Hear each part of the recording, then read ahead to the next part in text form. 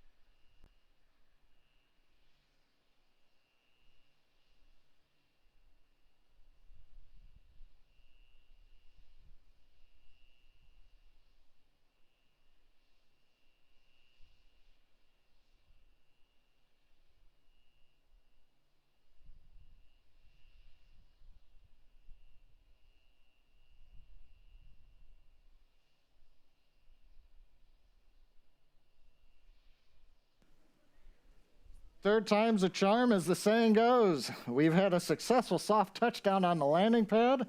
That's capping a beautiful test flight of Starship 10. As a reminder, the key point of today's test flight was to gather the data on controlling the vehicle while re-entering, and we were successful in doing so. We had a nominal ascent. We had the maneuver to place Starship horizontal when we reached 10 kilometers, right on time. And then during the subsonic entry, it appears we had good control of the vehicle using the front and aft flaps.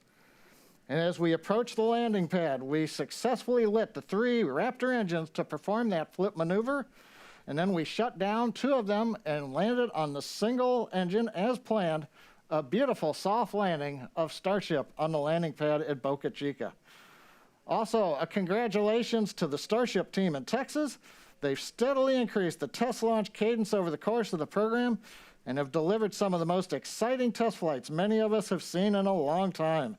The Texas team has several more suborbital test vehicles in build, with number 11 ready to roll out to the pad in the very near future. It's an inspiring time for the future of human spaceflight.